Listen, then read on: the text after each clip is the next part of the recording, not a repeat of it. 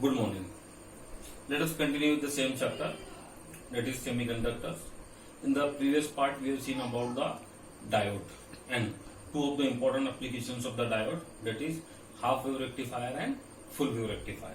Now, let us see some special purpose diodes. There are diodes which are made for some special purposes, then such as for voltage regulator, photodiode, then light emitting diode and solar cell. Okay, we'll see each kind of diode one by one. Okay, you all remember that when we were using the semiconducting diode, that is the PN junction diode, in the reverse bias. Okay, that time it was observed that when the potential difference is increased across the diode, then in the beginning a very small amount of current flows in the circuit because of the flow of the minority charge carrier across the junction. Okay, but after some specific potential difference, suddenly the current becomes very large, and after some time at a particular potential, it becomes independent of the potential. That potential is called as the breakdown potential. Breakdown potential. Okay, so after the breakdown potential, the current keeps on increasing but the potential remains the same. So we conclude that after the breakdown, the potential is independent of the current. But it was a drawback of the PN junction diode, because what happens when the current increases beyond certain limit, due to joules heating, the diode will get heated and will be damaged, and hence it is of no use for us. So after that, a scientist called Zener has designed a special diode called as the Zener diode. This Zener diode is a special purpose diode which does not get damaged even after the breakdown. And the reason for it was that Zener diode was in Zener diode, both the parts, that is P type and N type, were heavily doped. Because of being heavily doped, when the reverse potential increases, that is the reverse bias increases, a very large amount of the current flows in the circuit because of the heavy doping, okay, and breakdown does not take place. Okay, in fact, a breakdown will take place, but the diode will not get damaged. Then, in Zener diode also, when we use it in the reverse bias, a condition comes when the current becomes independent of the potential, but it does not get damaged, and because of this, it is used as the voltage regulator. Okay, we'll see how it is used as the voltage regulator. Okay, so first let us see what is the Zener diode. Okay, a Zener diode is a special purpose diode which is heavily doped. Both the parts of the diode, that is P type as well as the N type, both are heavily doped, and because of the large percentage of doping, see, this is the symbol of Zener diode. Okay, then because of the large doping, when it is used in the reverse bias, okay, after breakdown, which is called as the Zener breakdown, the potential is independent of the current, or the current is independent of the potential. Okay, the current keeps on increasing but the potential remains constant. Okay, and because of this property, it is used as the voltage regulator. Okay, we must remember over here that the Zener diode is used in the reverse bias, because in reverse bias there is a very large variation in the amount of current flowing through the diode for a very small change in the potential difference. Okay, now let us see how it works. See, if you take a Zener diode and connect it in the circuit in reverse bias, for example, suppose this is your Zener diode. Here, this is positive, this is negative. So here your positive is connected to negative terminal of the battery, and the negative is connected to positive terminal of the battery. So it will be in reverse bias. Okay. Now here there is a variable battery. We keep on increasing the potential difference slowly. Okay, as the potential difference increases slowly, in the beginning a very small amount of the current flows because of the minority charge carrier. Okay, and after the Zener breakdown, all of a sudden the current becomes very large. Okay, let us see it in the form of the graph, that is the reverse characteristics of the Zener diode. And you must remember that again this we have to verify experimentally in the lab. So when you will perform the experiment in the lab, that time you will understand it. Now see here, if suppose a Zener diode is connected in the reverse bias in a circuit and the potential difference is increased, then as the potential difference go on increasing, in the beginning a very small amount of current flows in the circuit because of the crossing of the minority charge carrier. When the minority charge carriers will cross the junction, then a small amount of the current will keep on flowing, and as the current, as the potential increases, the current also increases by a small amount. But after a specific potential, then the current becomes very large, and it becomes independent of the potential applied. That is the reverse bias across the N junction, sorry, the Zener diode. Then, so this voltage is called as the Zener voltage, Zener breakdown voltage.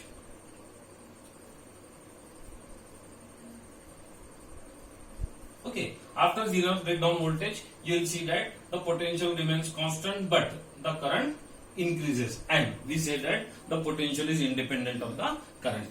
Okay, this property of the Zener diode makes it useful for the for voltage regulator. Now let us see how it works. Okay, the simple circuit diagram for the voltage regulator is like this.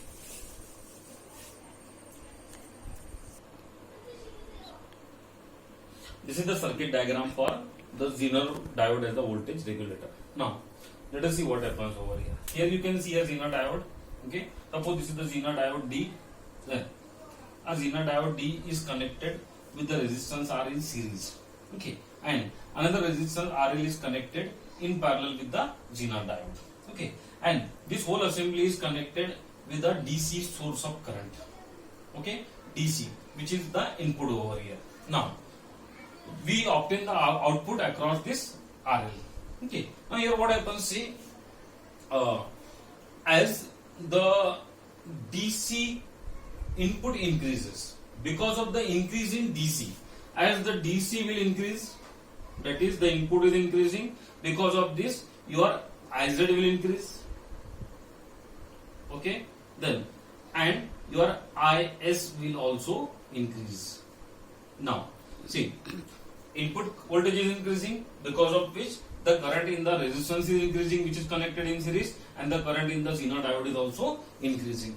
But if you remember, we saw that when the current in the Zener diode increases, okay, then after the breakdown, that is the Zener breakdown, the voltage across the Zener diode becomes independent of the current in the circuit. So when the DC input will increase, then IZ will increase, IS will increase, and because of this, the voltage drop across this this resistance R, which is equal to Vs equals to IS into R, will also increase. But the potential drop across the Zener diode, which will be equal to Vz is equals to Iz into R, this will remain constant. Okay, this will remain constant because, okay, see, even though Iz is increasing, but Zener diode has a special property. After the Zener breakdown, the voltage across the Zener diode becomes independent of the current. Whatever the increase will be there in the input, okay, that will be seen increase in the Vs across the Rs. Okay, but the potential drop across the Zener diode will remain constant.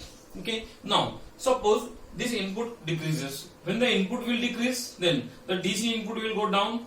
So your Iz will also go down, your Is will also go down, and because of this, what will happen? Your Vs will also go down, but your Vz, which is the output for the Zener diode or the voltage across the Zener diode, will remain the same. In this way, any change in the input supply, okay, then any fluctuation in the input supply will not affect the output across the Zener diode, and as a result of this, the voltage between these two terminals across RL will always remain the same, and in this way the voltage remains constant across the Zener diode. Okay, now we can design the Zener diode to keep this voltage fixed. For example, we can design the Zener diode to obtain the output voltage as 2 volt, 4 volt, 6 volt, and then such Zener diodes are used in the voltage regulator. Okay, when you change the knob of the voltage regulator, you simply shift it from one diode to another diode.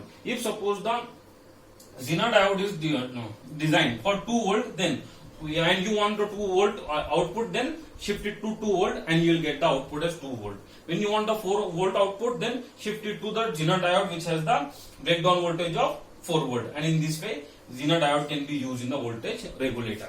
Okay, even though there will be fluctuations in the input may increase or decrease, but the voltage drop across the Zener diode will remain constant, because as the input will change, the current will change, but the potential across the Zener diode is independent of the current.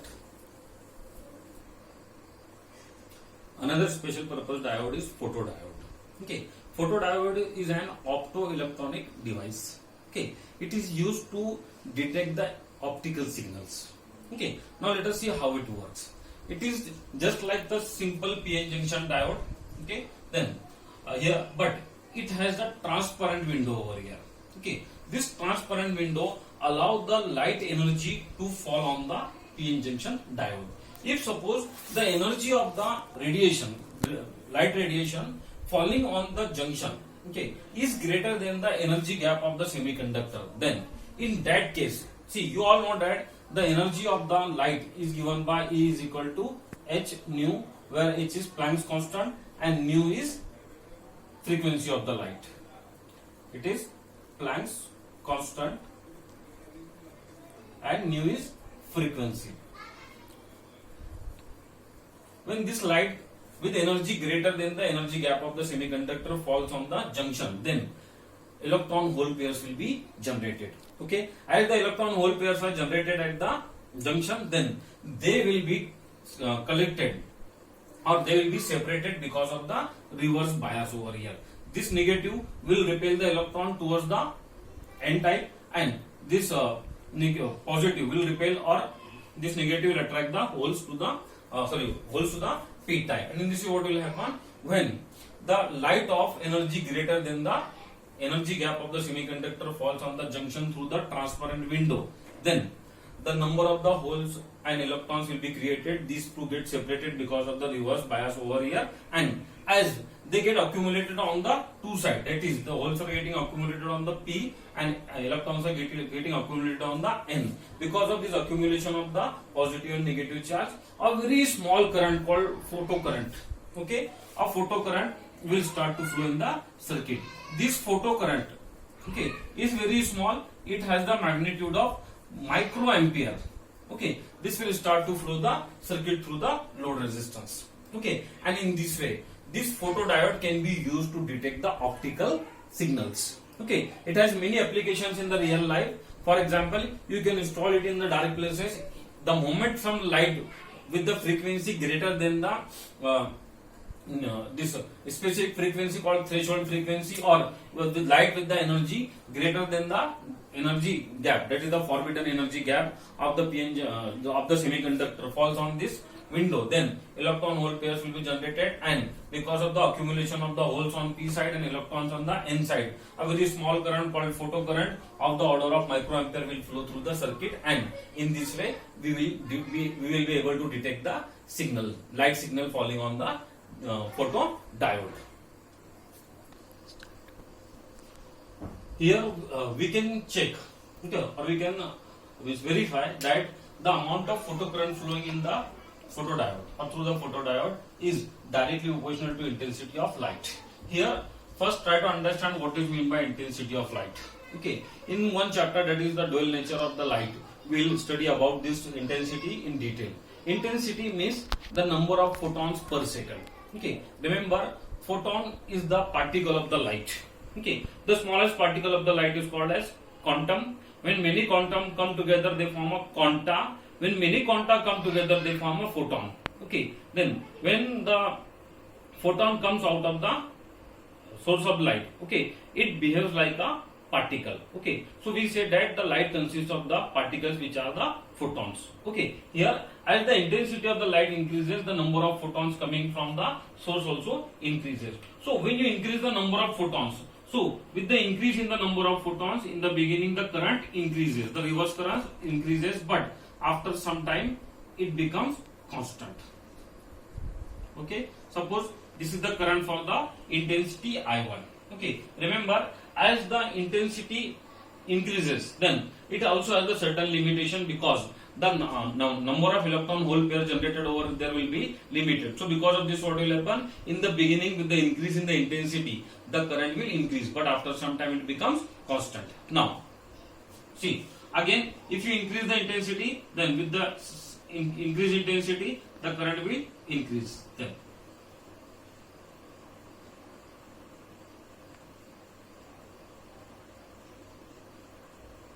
Okay, so in the beginning, when the intensity increases, the current increases. Okay, and later on it becomes constant.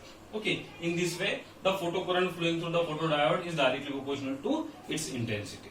Okay, so this is all about the photodiode. Okay, today we'll stop here. In the next class, we'll see the remaining special purpose diodes. Thank you very much.